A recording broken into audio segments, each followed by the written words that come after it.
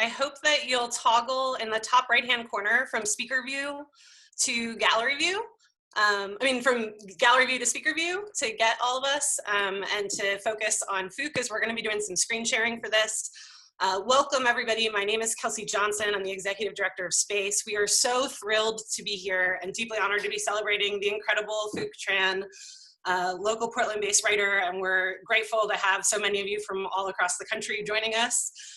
As a point of housekeeping off the bat, SPACE can only host a certain amount of people, but now we're here on Zoom. We have over 500 people registering and the room is still filling up. So silver linings, but you should be auto-muted, and if you can consider turning off your video for a majority of the prepared program, we are going to be streaming some really fun videos, and so we want to make sure, especially in the weather that we're having, that our bandwidth works out well.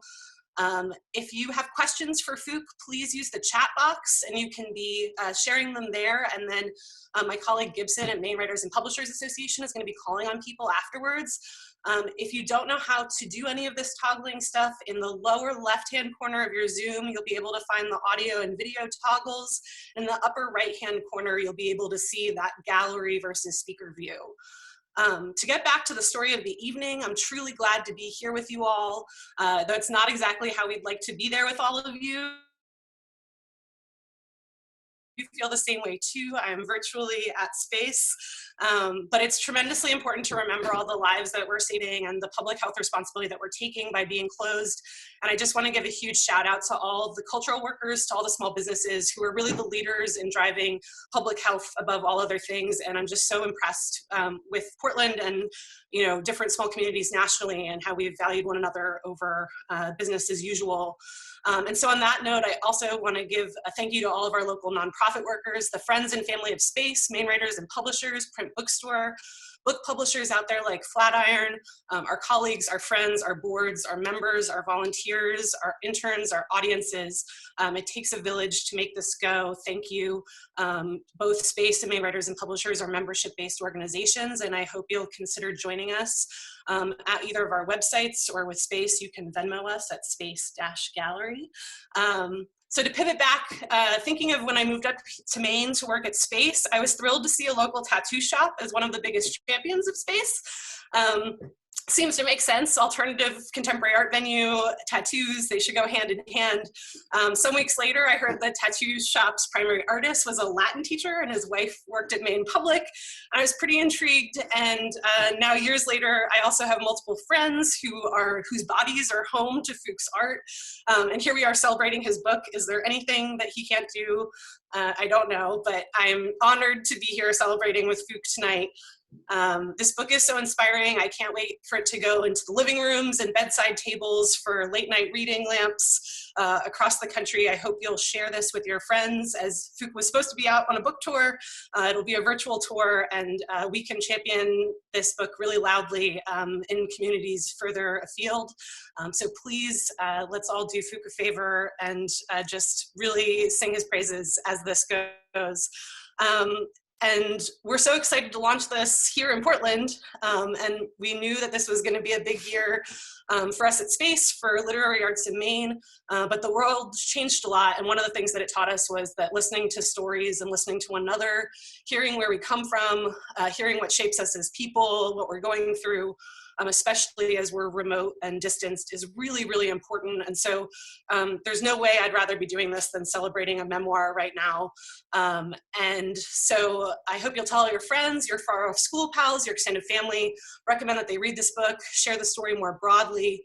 And even though you're all muted, I hope you'll join me in a social distance round of applause at the very end of this. And after the Q&A, in case 500 people clapping makes Zoom crash. But we really should be like clapping, so the silence is a little weird, but know that I'm whooping from behind my computer screen. I hope you'll take a look at our organization's website. SPACE just announced a new house show concert series every Tuesday night. Maine Writers and Publishers Alliance has virtual book readings, and they actually have some really incredible looking workshops that are running online if you're looking for creative outlets for your time right now. Again, please keep your video and audio on mute. Type your questions into the chat right down below. My great friend and colleague Gibson will be calling on people after the event. And without further ado, there will be costume changes, there will be magic. Join me in welcoming the man of the hour, Phuc Tran. Thank you so much, Kelsey. I can't express my gratitude enough to Space and Main Writers and Flatiron and other people who, I mean, it was just a whole host of creative people who teamed together. You know, I think when everything kind of cratered 3 weeks ago, Gibson, I was just kind of still, I might have been crying into my iPhone, you know, just wondering what I was going to do. And I got this lovely email from Gibson, from Main Writers and Publishers, who said, you know, what are you going to do? And I said, I don't know, caps lock. I don't know what I'm going to do. What do you think we should do? And then I had some, you know, meetings, and I calmed down, and some incredible people came together to help us put together this event. And, you know, I really appreciate Space and Kelsey in particular, who immediately messaged me and said, we're not canceling. It was sort of like I didn't have a choice, you know. So she was like, let's do some programming. And I was like, okay. So the first thing I wanted to share with you before we get into the nitty gritty is I thought, well, let's see, what can we do? And, you know, like, what's kind of low production value? We can throw it together really quickly. It can explain the book. And I thought, because I am not very smart, let's make a movie. And so my good friend Alex Coppola, actually, we shot this. I don't want to say too much, just in case anything that we did was a felony or illegal, but we made a movie, and yeah, I'll just leave it at that, because, you know, a picture's worth 1,000 words, and a movie, well, so I'd love to play you the trailer for the book first, and I apologize in advance. You know, the trailer is amazing. Your streaming experience of it may vary depending on your internet speed and connection, but I promise that I will share it on social media, and then you can watch it in the privacy of your own home with excellent internet streaming capacity. So let me play you the trailer first, and then we'll move on to the next part of the show. Working on it. Great.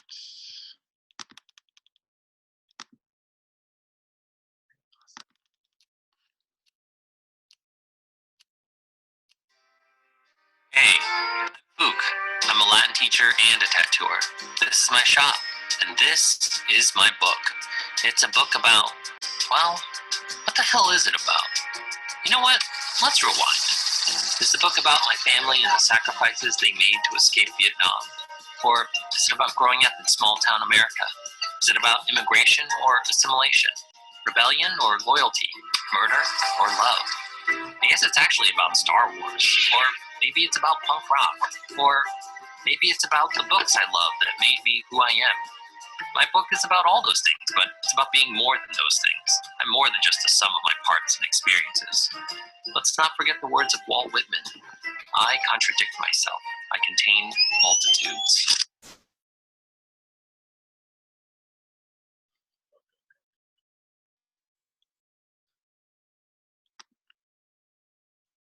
Awesome.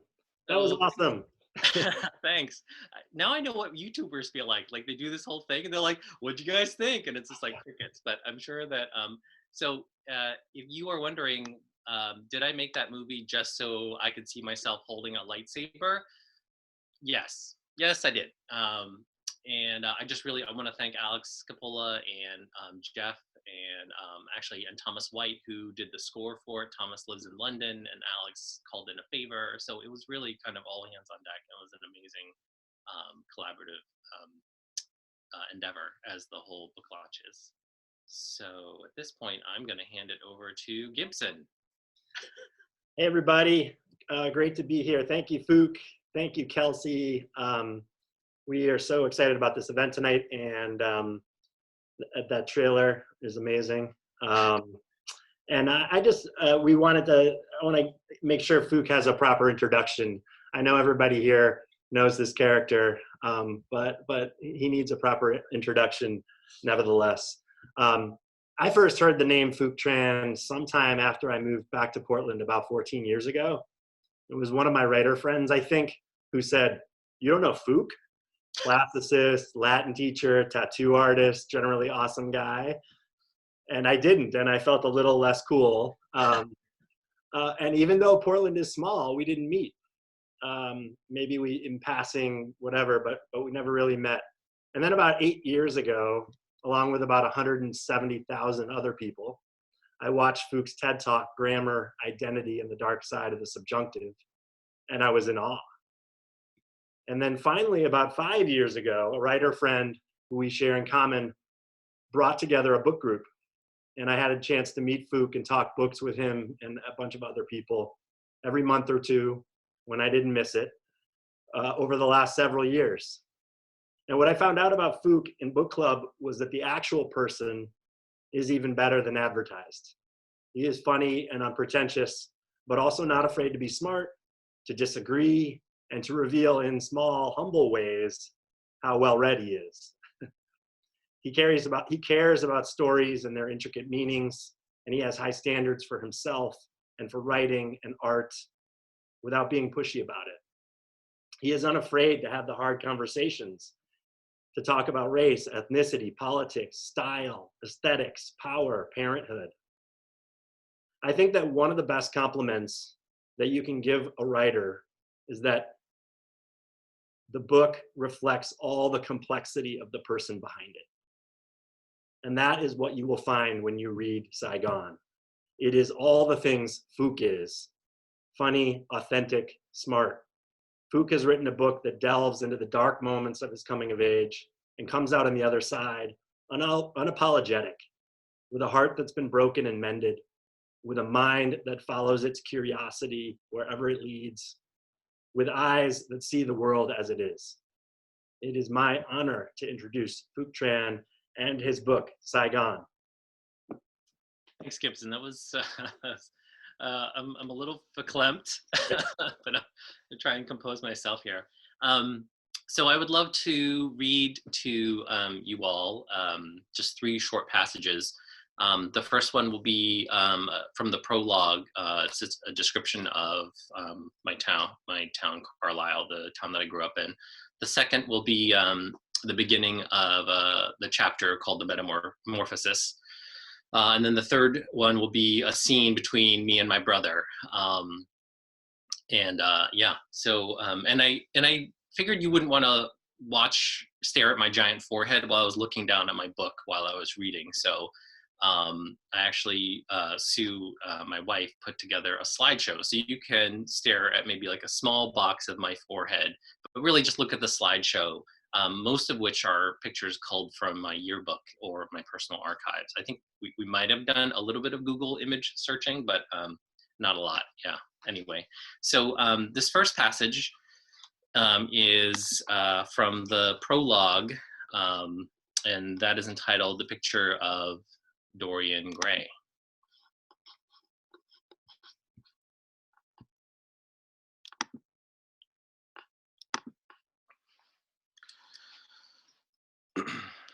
Nestled in the Susquehanna Valley town of Carlisle, Pennsylvania, Carlisle Senior High School sprawled as a monolithic mid-century modern block of types, archetypes, and stereotypes.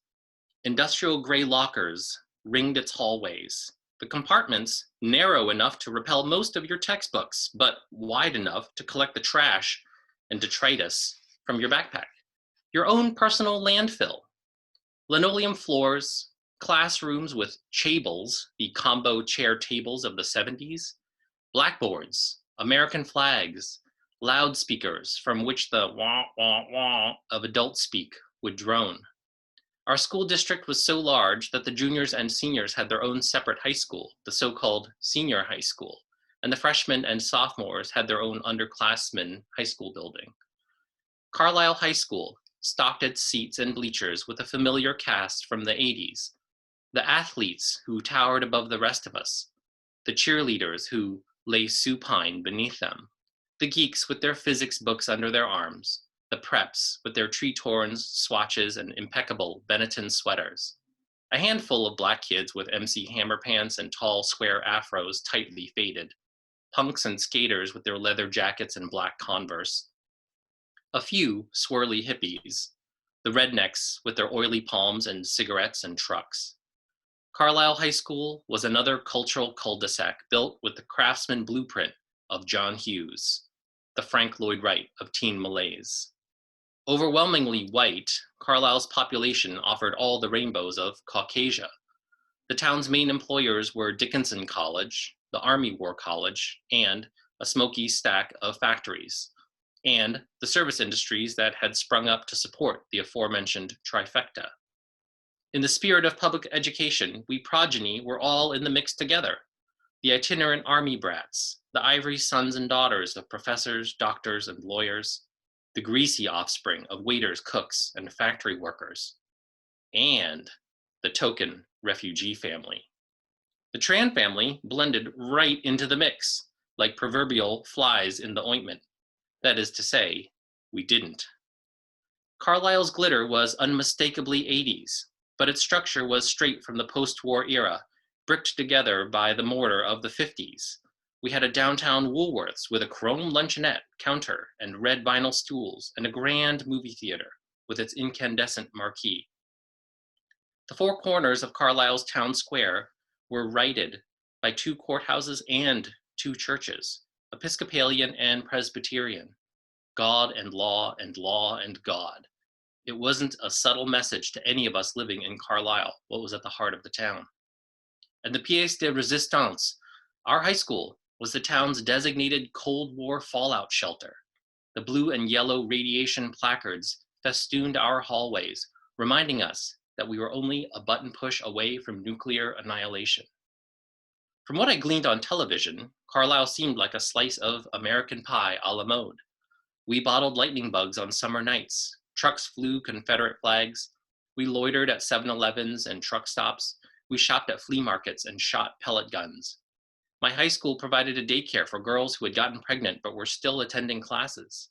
We stirred up marching band pride and fomented football rivalries. The auto shop kids rattled by in muscle cars and smoked in ashen cobbles before the first period bell. We were rural royalty, Dairy Queens, and Burger Kings. So that's from the prologue of the book, just describing in brief the town of Carlisle, Pennsylvania, as I remember it. And what I'm going to read next is the opening of the Metamorphosis. So every chapter of the book is told through the lens of a great book that really changed my life and altered how I saw things. And so I just wanted to give you a quick sense of how that works and what that sounds like. It's not as crazy as it sounds, I hope. All right. Chapter 8, The Metamorphosis. Franz Kafka's The Metamorphosis is a simple story. Gregor Samsa awakes to find himself transformed into a giant bug. When he discovers that he's a giant bug, he immediately looks at the clock and thinks about which train he can still catch to get to work on time. By himself, he's not freaking out about being a giant roach at all. His parents and sister, whom he's been supporting, freak out. His supervisor from work shows up and freaks out. Gregor has turned into a bug, but he does not freak out about his transformation until he has to navigate his relationships with his family and his work supervisor. You read the Metamorphosis and you realize it's his family's ugliness towards Gregor that moves the story. Gregor is now a giant roach and he cannot do anything about it. His family, instead of acting with compassion and kindness, send Gregor to his room and locks the door. What's worse than turning into a giant bug? Turning into a giant bug and having your family act like a bunch of assholes. And isn't that adolescence? A biological change over which we have no control. And then our family, like a bunch of assholes, treats us like an insect in the midst of a metamorphosis that we ourselves hardly understand. Suddenly, with a different focus, from the perspective of a bug, we see who they are. And I'll just read one more. This is a scene from high school between me and my brother Lou, and it's ninth grade. I'm a freshman in high school. My brother's in sixth grade, and the scene just comes right after my high school friends and I have made plans to go. It's on Halloween, and we plan to go egging houses instead of trick-or-treating. Halloween 1987. I walked by Lou's room as he was unpackaging a tube of fake blood to smear in the corners of his mouth. He was trying on his hinged vampire fangs, a Transylvanian orthodontist inspecting his teeth in the mirror. Hey! Lou lisped and spat, fangs popping in and out of place. Are you going trick-or-treating? Where are you guys going? Is there going to be a lob of candy? I lied. Yeah, just me and my friends, though. You can't come. He couldn't come because he was still a kid. He wasn't a high school hoodlum. He didn't need to be like me or need to hang out with my friends. Or did he? In fact, I didn't want Lou to come because I wanted to preserve just one more Halloween of candy for my brother before it turned to vandalism. Lou took out the Dracula teeth to make sure I understood his earnestness. Why can't I come? I can keep up with you guys. I can. That might have been true if we weren't running from house to house, stealing pumpkins and throwing eggs. You can't come with us. Why not? Where are you guys going trick-or-treating? Maybe I'll just go to that neighborhood too, threatened the dejected vampire. You know what? We're not even going trick-or-treating. What? It was unimaginable to him. But it's Halloween. We're doing something better than trick-or-treating. Lou, defanged, was all ears now. What's better than trick-or-treating? He eyed me skeptically. My parents weren't home, so I spoke brazenly. We're egging houses and stealing pumpkins. Don't tell Mom and Dad, or I'll beat your ass. You'll fucking regret it. I didn't swear often at Lou, and it loaded my intent and purpose. Are you serious? Let me come, please? His entreaty was innocent and wholly sincere, and I couldn't ignore the half-applied vampire blood on his mouth as he was asking to be taken seriously. I was trying not to be a child anymore, and here was Lou asking the same thing. I looked at him and thought about myself in sixth grade. I would have appreciated a hint about what the rest of middle school and high school would be. Maybe it was time for him to see what high school was about. Maybe this would help him and make his sixth grade year easier than it was for me. Okay, you can come. Really? Okay. He was beside himself with the prospect of hanging out with us. Wait, do we go trick-or-treating after we go egging? No, we don't. We just go egging. What about the free candy? You can buy candy anytime. Jesus, do you want to go with us or argue with me about candy? Lou persisted. Well, I'm just saying that you can go egging anytime too, but Halloween, you know, it's free candy. Look, there's no free candy tonight, so don't fucking complain tomorrow about not having any candy, okay? The second F-bomb I dropped ended the conversation. Lou surrendered. Okay, I won't complain. Thanks for letting me come. And that's it. So, originally, when we were planning the event as an in real life event, my good friend John Jurgensen, who I've known since kindergarten, was going to come out and do a Q&A with me. I chose John partly because we're good friends and we've been good friends for a long time. But mostly I chose him because he's an actual real life journalist. So he can ask real questions and you guys will actually take him seriously. John writes for the Wall Street Journal. And so the whole plan was he was going to come out from Chicago and do a Q&A with me and it was going to be great. And now here we are yelling into our laptops. But John and I recorded our Q&A 2 weeks ago. And thanks to, I want to say like this whole event is it just fills me with so much love for Portland. So Spencer Albee and Geneviève Baudouin at Space, we were on a conference call and we were talking about this Q&A, and we were talking about, what would be great about the Q&A because it was recorded on Zoom, and Spencer and Genevieve were just incredible, and they worked super hard to take this Q&A and turn it into something else. So so I'm going to play you the Q&A. It was 45 minutes long. I might have been drinking a little bit. I don't think you can tell too much. And so Spencer has edited it down to 18-ish minutes. So we'll listen to the Q&A, which was, going to happen anyway. And then we'll go to live Q&A, and then things can get crazy. So I'll play you the Q&A, and yeah, please enjoy.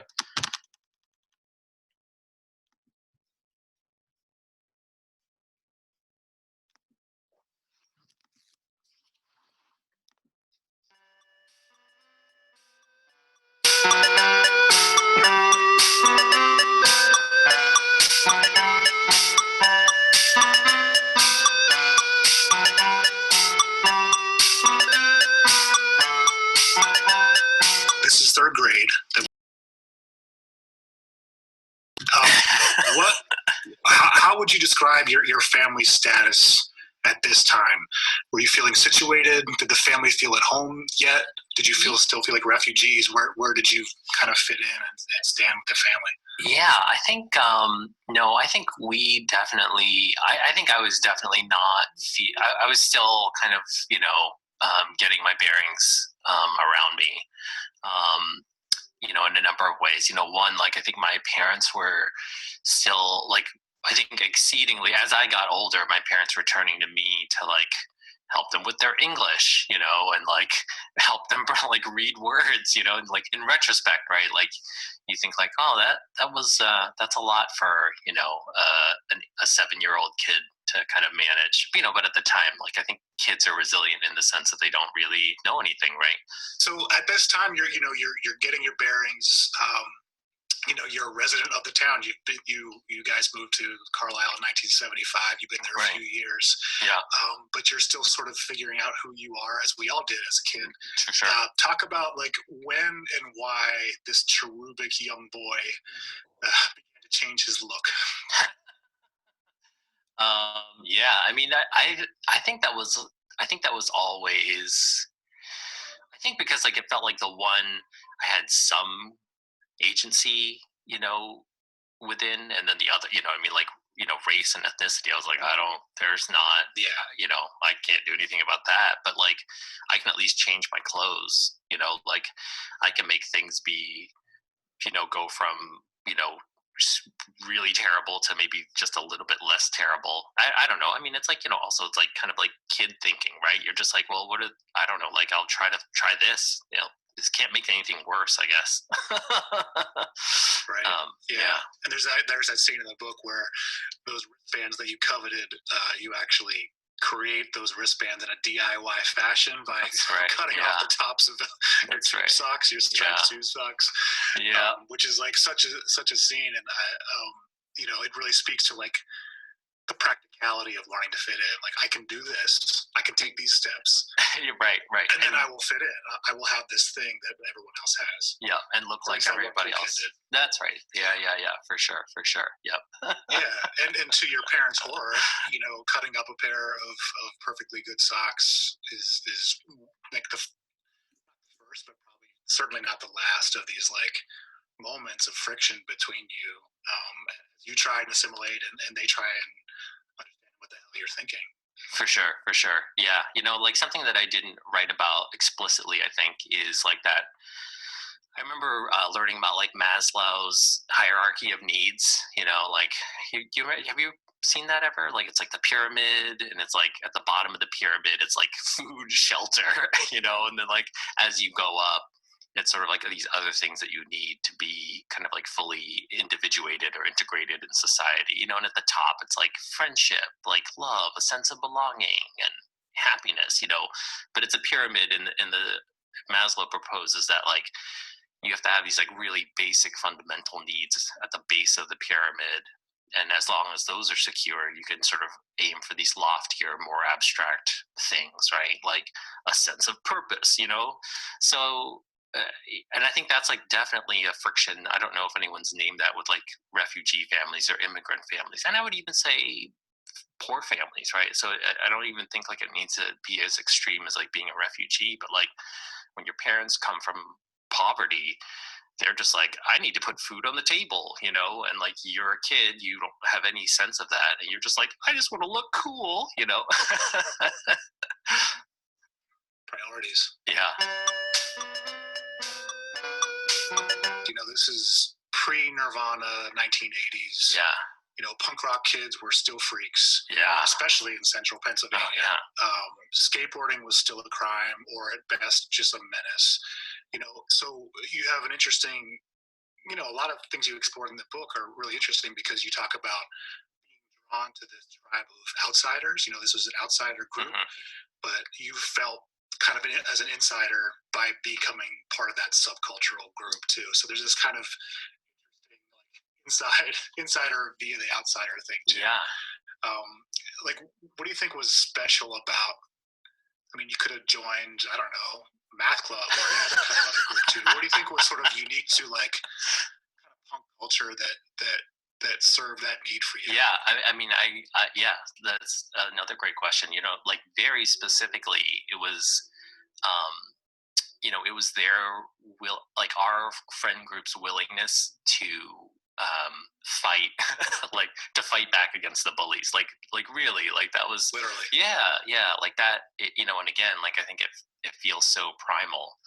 I mean, obviously, like I love the music and I love skateboarding, but like, just like on a day-to-day basis, right? Like from first period to like, eighth period, you're just like trying to survive your day. And I don't know if it feels, I don't know if I'm being hyperbolic or not. I checked in with my brother when he read it, and I was like, did high school feel like that dangerous to you? And he's like, yeah, my brother, like, for whatever this is worth, like he really affirmed it. He's like, yeah, he's like, you didn't know if like you walked into school and you're going to get your ass kicked or get shoved in a locker or whatever. Like you just were trying to survive, like literally, like it. I mean, I don't know if it feels hyperbolic, but it didn't feel that far, like violence didn't feel that far removed as a reality or like as a likely outcome of any given day. The chapter is titled For Pygmalion. The George Bernard Shaw play about a character who gets this sort of upper class makeover, and I thought that was a really great analogy for the experience you were going through to try and sort of change your identity and absorb yourself into this new group. How did you decide to use that structure for the book and for your memories as a whole to structure each chapter around a great book? Right. So every chapter in the memoir is named and then written through the lens of a classic book of literature that really, changed my life, or, and maybe not even changed my life in a forward-looking way, but, I think like when you're a kid, you just have these things happen to you, and then you kind of, especially if they're like super fucked up, you're just like, I'm gonna file that away later and deal with it, when I go to therapy or whatever. And I just remember reading particular books like The Scarlet Letter or Madame Bovary or Crime and Punishment, and like having a really really strong moment where like something clicked into place, and I was like, oh, this is what that experience was. Almost always it was either contemporaneous or even just sort of retrospectively, this like backwards looking moment. And like I remember reading Pygmalion for the first time. Actually, I was probably like 18 or 19. It might have been my freshman year in college, and I was like, holy shit, that's what I was doing. I didn't know there was I didn't know that was a thing, like like changing the way that you look in order to gain social mobility, and that it was even effective. Yeah. Right? Like obviously it was effective for me because it was just kind of so pragmatic, but the fact that George Bernard Shaw wrote this 100 years prior, or whatever, 80 years prior, it was kind of astounding to me. Later in the book, in the high school years, there's a chapter about the Autobiography of Malcolm X, and this was really eye-opening to me, and I thought really, really interesting, where you write, in high school, I understood racism as a thing that white racist people did, and that Black Americans suffered, and our history books have the photos to prove it. Hmm. You go on to say that, you know, racism wasn't really ever a topic of conversation in your house. And I'm quoting you here. In the long shadow of the war, I linked my personal travails to the war's aftershocks and couldn't see how our struggles were I mistyped here. They were essentially related to the larger struggle for equality. So there was a gap there. Yeah. You know, you're seeing racism through the lens of the Vietnam War and all the crazy implications in our country that are tied to that. And you weren't necessarily connecting that struggle, that personal struggle, to like the greater idea of racism. Talk about that gap, that kind of gap that you had at that time. Yeah, and I think and it was sort of compounded, right? Like I think that gap was reinforced, or the connection, like my understanding of my experience in my town as a direct effect of sort of systemic racism, like it didn't even dawn on me. You know, my parents always talked about it, you know, but they used this Vietnamese word, "cung thi," I think is the word. Don't quote me on that. But now that it's out there, I probably got it wrong. But it meant like prejudice, right? Like it was just sort of like people are bigoted and they're prejudiced towards us because of the war, and like we talked about it, but it was never like, oh, it's racism in, you know, capital R or even lowercase r. And I think in our town, I think it's like Carlisle still 90-ish%. It's either like high 80s or low 90s% white. I tried to look this up because I was curious about it, but there was a Black population, and from time to time, like there were tensions between like the Black students and the white students. Like my brother and I don't know if you remember, like there were some pretty intense like racialized conflicts with Black kids and white kids, and I was never caught up in that. I think probably because I just didn't have a quorum. There wasn't a quorum of like Asian kids, and the Asian kid and the Vietnamese kid or the Asian kid, you know, was never sort of like lumped in with the Black kids. So I just didn't, I don't know, like it didn't dawn on me like ever that like it was like I would that what was happening to me was part of this bigger thing, right? Well, the other thing that's it was so stunning about this is that, you know, for as important as the Vietnam War and the Vietnam connection is, like it's all over our kind of cultural imprinting, and yet the experience of sort of Vietnamese refugees in America is almost not told at all. I mean, as far as my point of view, I mean, like as a mainstream sort of consumer of culture, I don't see that story. So it just goes again to show how many different kind of lenses there are on this issue of shared experience.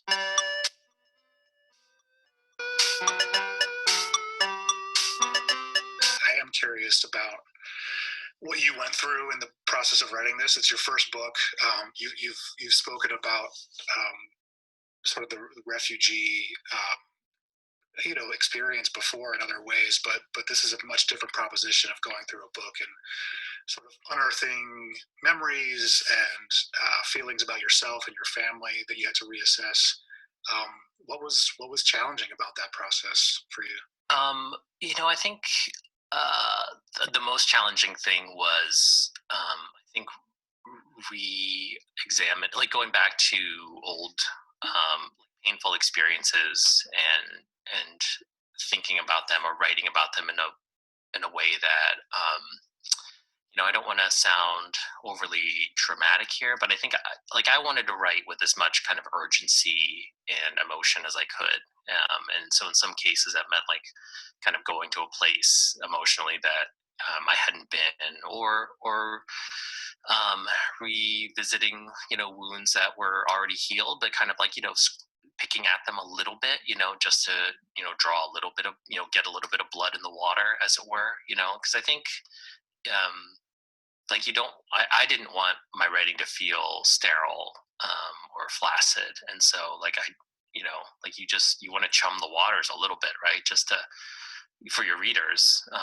So that was hard. There were definitely days where, when I was writing like a hard section, and I would just come home and like my eyes would just kind of be glassy, you know, because I just spent like, you know, 8 hours just like kind of, you know, churning the stuff out, and like, and then also sort of thinking about the craft of it, right? Like, it's not just like, dear diary, you know, like, I was bullied today. Like, you also like are thinking about the craft of it, and like, how do I tell this in a way that's like funny or like relatable or readable, accessible, like all those things. So I think that was definitely like the hardest part. How do you reconcile all the potential readers in your head when you're writing a personal story? I think going back to, you know, that advice from E.B. White, you know, like that I think once other people are in your head, I think it stops being your story, you know. Like, you know, something else that I thought about was, you know, at the end of the day, whatever manuscript I turned in, you know, I told myself that the most successful thing that I could write would be the thing that only I could have written. That means that, you know, if I make an allusion to Agent Orange and someone doesn't get it, like, you know, okay, but like I get it, you know, and you get it, and you know, there's like some small section of people. Agent Orange, the band. Yeah, correct. Yes, thanks for the clarification. Yeah, Agent Orange, the SoCal punk band.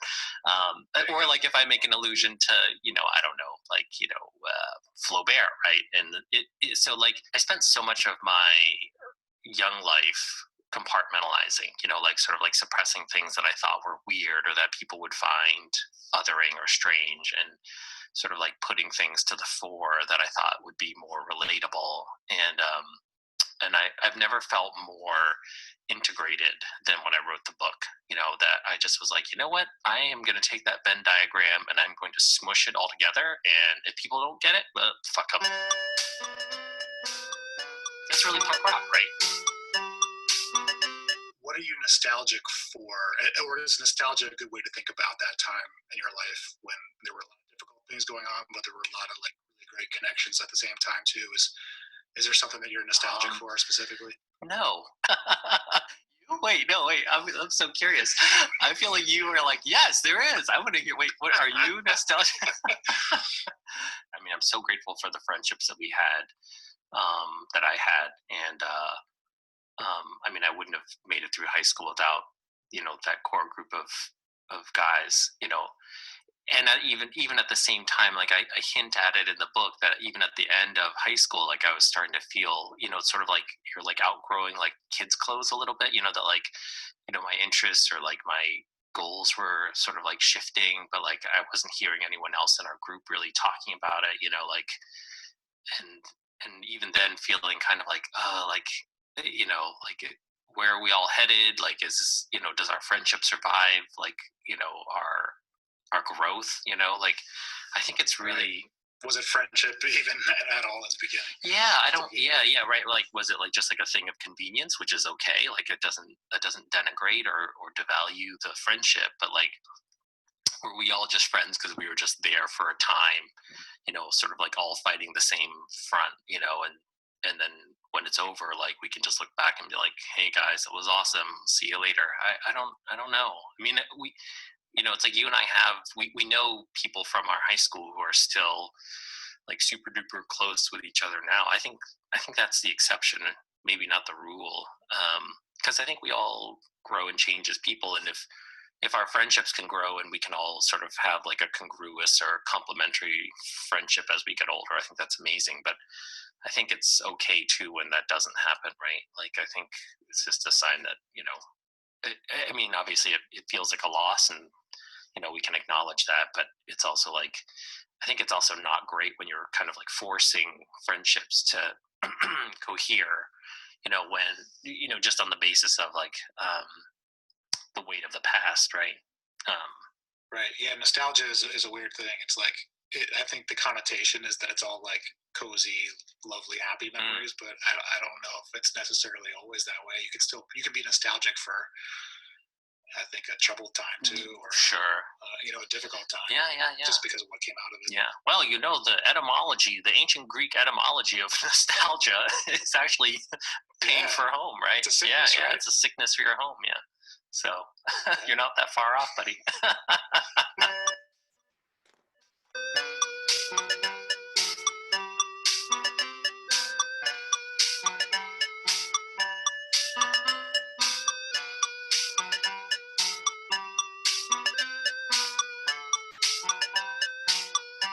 punk rock.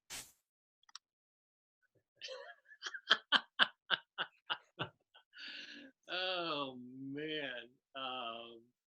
That was So great. how about that? That was great. That was great. We want to take some questions from the audience now. We're gonna run a little over. I'm sorry. I'll hang out as long as you think is appropriate, Gibson. Yeah. I think we can go a little past 8. We didn't start on time, so. Sorry, guys. And I'll call people. You know, there are a whole bunch of questions in the chat. We won't get to them all. The first one I'll just read, and then after that, if people want to ask them themselves, they can. Anne Marie wants to know, Phuc, what made you decide to write your story specifically right now? Why this book? Why right now? Yeah, and this is a great segue for me to thank my agent, Sarah Levitt. She is amazing. I don't have enough superlatives to describe her, and she really, kind of ferreted me out. And I also just want to thank the Flatiron team. I meant to do that earlier. So thank you to everybody at Flatiron. You've been amazing. Jasmine and Bryn, Chris and Catherine and Jordan. And yeah, they've just been amazing. Anyway, my agent, like Sarah, really approached me and said, "Hey, are you interested in writing memoir?" And I thought, sure. All of it stemmed from the TEDx talk that I gave in 2012. And the reception to that was so overwhelming, and it really kind of planted a seed in me that I thought, oh, like maybe I've got more story to tell. And so and then I did some live storytelling, and then that and Sarah just kind of happened to email me at just the right time. This still feels weird. You guys, you feel like I look kind of weird? What if I had an orange sweater on? Would that help you guys at all? So yeah, okay, this feels good now. I don't know why I feel more comfortable, but okay, anyway, continue. Right. Great. The chat box is freaking out. Yeah, it is. Let's see, Bridget O'Brien had a question. Bridget, do you want to ask your question? You can unmute yourself and ask it if you like. Or not.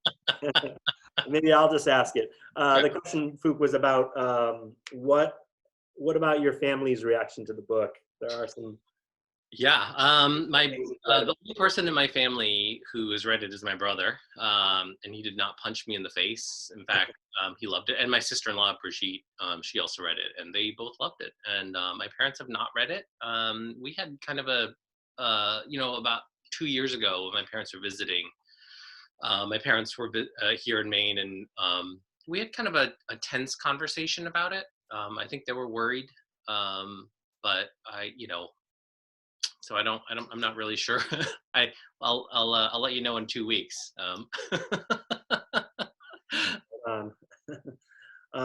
Audrey Wang, do you want to ask your question about Phuc becoming a tattoo artist? So she asked just about Phuc, if you could say more about how you became a tattoo artist, where did that start? Sure, yeah. So I think as part of that punk rock skateboarding subculture, I was super interested in tattooing. We're just all we're so poor, like we couldn't afford tattooing. I won't name any names, but one of my friends got tattooed by paying the guy in where we grew up. He paid him with a toaster oven, or was it a VCR? I can't remember. He paid him with an appliance. Like, he didn't have money. He literally took his parents' toaster oven and gave it as payment. Anyway, I didn't have any money, but then as soon as I went to college and had like a work study job, I started spending my money on tattoos, and I became friends with one of the tattooers who tattooed me, and then I'll sort of fast forward, and then I got offered a tattoo apprenticeship in my last year of grad school. And then I moved to New York and became a tattooer. That's like the super short version. Sorry. Sean Wilkinson has a question. Sean, do you want to jump on here and ask a question? Sure. Hey, Phuc. Hey, Sean. Congrats, man. Buddy. This is evidence that I didn't read the book yet, but was art a part of your high school experience? And was the art room sort of refuge for you, like it was for me and some other weird kids, or was it more private? No, it was a huge part of my life, and in that a lot of that ended up on the editing room floor. Just because the book was too long and there were sort of like too many facets of my high school experience. In fact, I appreciate your saying that, Sean, because John also in our conversation talked about that. You look at my my high school yearbook, for whatever that's worth. It's not like a paper of record, but it's like I was voted most artistic, whatever that means. But my high school photo, like underneath it, is all about like being a writer. So I think like there's a dichotomy there if you feel like those things are dichotomous. But I think I loved books as much as I loved art, and I never wanted to choose either one if I didn't have to, like unless you put a gun to my head. But I could have very easily written this book and done it all through the lens of the visual arts as well. But I think it would have been hard to translate, as it were, into a book. What about Emily Connolly wants to know, what was your experience like recording the audiobook? Oh my God. So hard. James was amazing. Kerwood at Flying Sound Studio. Shout out to James and Maddie Argyropoulos. I hope I said that right. Argyropoulos. She was amazing. And I kind of thought she would just be like, okay, just do it like this. Like read it like Sean Connery, and then I'll see you in 3 days. But she sat through the whole thing, like 3 days of it was like 100 pages a day. Like it was so hard. And it was very hard. But I think if you're with we talked a lot about the optics, or sort of how it would sound if somebody else were reading my story, and I think I just thought it would sound weird or disingenuous or inauthentic if I didn't read my own memoir. It would be different if I had written a novel. So I thought I would put on my big boy pants, aka my sweatpants, and then just go into the recording studio and just rip on that thing. Yeah, it was hard. Yeah. Genevieve Johnson. Genevieve, do you want to ask your question? Sure. This is actually Douglas. Oh, hey. On Genevieve's computer. She's taking care of her nephew. I was wondering if you remembered the moment when you recognized that punk was the thing for you, if it was an epiphany or if it was just more of a gradual sort of realization. I think it was definitely within a year time frame. It was 8th grade. I had just switched middle schools, and I just ended up, I moved in across the street from this kid who sold me this his old skateboard for, and it was the Vision Mark Gator board. So I went to 8th grade with that board in my hand to skateboard home, and struck up a friendship with these other kids, and they all had the old school, that first iteration of the Paul Peralta and Vision boards, and I think at that point, and it was 1986, 87, punk and skateboarding were kind of, coalescing if they weren't already kind of merged. And so I started skateboarding with them, and they were and somebody made me a mixtape, and they're like, hey, listen to this mixtape. And, and I can't really, I wish I could articulate better. But I think as soon as I heard punk rock for the first time, it was just what is this? I have always been wanting to hear this. I think, I don't know. I think it feels that epiphany, I hope I can feel that way again as an adult about art, because it was so powerful as a kid. I feel like we're kind of chasing that all the time, but 8th grade. Yeah, I do remember that for sure. There's a question from Ophelia Kinney. Ophelia, do you want to ask your question? Hey, I could, but I think some of it was probably already addressed in another question. Hey, Phuc, this was awesome so far. Thanks. We're really looking forward to reading the book. I wanted to know if this scab picking process, this writing process, has either helped to heal or bring up any like childhood friend or familial experiences. You shared a little bit already about your parents' receipt of the book, your brother and your sister-in-law's receipt of the book, but it looks like you've also got a lot of childhood friends here on the call too. So I'd love to know if it's like led to any hard conversations or any healing of relationships from your past. Thanks. Great. I think, gosh, I think, for me, I think it's deepened the complexity, that I'm willing to embrace about myself and about the relationships. And that's not necessarily a bad thing, but I think like reckoning with, the negatives and the positives is really important. I think if we, I think if we don't force ourselves to write the happy ending and just sort of embrace that experience for what it is and just be like, and here I am and I'm okay, or I still have work to do and I still have healing to do. Uh, I think at the end of the memoir writing process, I learned so many things about, or had mined so much from it that it felt so rich to me, that I thought, I was so happy with where I got as a person. I thought, even if this weren't published, like, God, like, not that I recommend it, but like, I think we would all be better people if we just like took the time to be reflective and listen to our own stories. But I think above all else, like, I think listen to each other's stories, right? Like, I think, that was one of my big takeaways is like, I don't feel like I know my own story well. I didn't know my own story well enough. And I feel like I know it a little bit better. And it makes me think about how little I know, my wife's story, and like how she has processed things, or, even like my closest and best friends. Yeah. So I think, I hope we can all hear each other's stories, and listen to them deeply.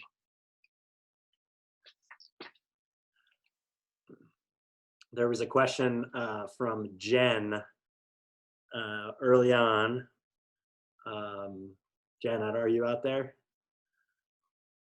Maybe I'll just ask it. Jen sounds like she went to school with you. Jen says, how much did your time on the staff of the Periscope influence your writing? Oh my Lord. There's a whole big bit in so I was the editor of the school newspaper, which I guess should have really been John Jurgensen's role. But for whatever reason, I was, that was the first time that I wrote about race and talked about it in a public way. I was really afraid to do it because I felt like, I spent so much of my high school experience, not wanting to talk about it. So I think, I did it, and then I backed away because it was so scary, and I talked about other things. And now I realize, like it's hard, right? It's hard for a 16 or a 17-year-old kid to talk about, like, it's hard for 40-year-old adults, grown ass adults to talk about race. Like, I can't imagine what it was like for a teenager in the late 80s, early 90s. So the Periscope was formative in lots of ways, but it was kind of like, stuff with training wheels and just trying things out. But I think, as a teenager, we're trying things out all the time. Can I just also give a big shout out to my tech support here? My wife, Sue, who, oh, what? She's got an orange sweater on too? Oh, this is just in case like I had like food poisoning and she had to like jump in. We figured if she wore the same orange sweater. You wouldn't notice at all, right? Awesome. All right. Just a few more, Phuc. Kristen P wanted to know how you decided on the title. So, obviously the title is a pun on the city of Saigon where I was born. It also reclaims that Saigon is written as two words and not one, like in American media and reportage, like Saigon gets smushed into one word, as does Vietnam, but they're actually written as two words. It's also obviously in English, like evocative of loss and like a kind of wistfulness and melancholy, which I think, is part of like assimilation, right? Americanization, like whatever that process is that you want to call it, acculturation. I don't, like, I think if you're not from here and you come here, like you lose things, right? In that, transaction, right? The exchange, right? The currency exchange at the airport. And I think on a just purely metaphorical level, like I feel like it just represents who I am, like because it looks one way and it sounds another way. And on the most basic level, like that's kind of my experience, is that I feel like I look one way, but I sound another way to people all the time. So sign on. How about just one more? Sure. Kim Daly was wondering about the masking tape. What's the significance? There's no significance there. So that was our designer, the graphic designer who worked on the cover, Henry. He did an amazing job, and Jasmine, I think too, the editor who worked primarily on the book and before it was passed off to Bryn. I think they were talking to each other and they, thought it would just kind of look this kind of DIY punk rock thing. I can't take any credit for it, so I'm going to stop talking. I'm just going to be like, oh, that was our, Henry. He's amazing. I think it looks great. It fits the aesthetic of the book totally well. I think so. Yeah. I think I think we should wrap it up. Yeah, thanks. I just want to say one final thank you to Space and MWPA and Flatiron and who else am I missing? Oh, and Print Bookstore. So, a couple of things, like I think, we have loved Space ever since we moved to Portland in 2003. So I think if you are a Portlander and you want to support Space, like, I think that is it's amazing. So please consider supporting Space. And then if you are an aspiring writer or love writing, please consider supporting Maine writers and publishers. And then my book is available from Print and it's autographed if you buy it from Print, and it's free shipping. So you don't have to buy it from who. And I think that's it. Thank you so much, Gibson and Kelsey and Genevieve and Jocelyn and Spencer and Jacopola. I'm sure I'm missing people, but yeah, it's been great, guys. Alex. Oh my God. Alex, I'm so sorry. I just called Alex by his brother's name. Shall we try to break Zoom and give you a round of applause if people can unmute themselves? I'm dying to. Well, I like the jazz hands. We're rock and roll.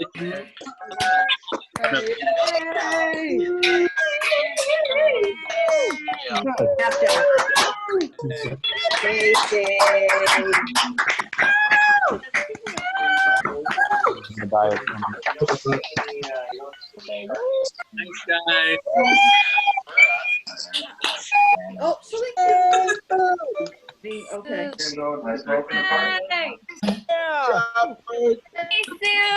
I'll get it to off. Who is that? I know her. Yeah, get the book. I guess I just click out, right? Cecilia already turned away, please. Okay. Okay. Same meeting. Yay! I had it eating. Then it went away with it.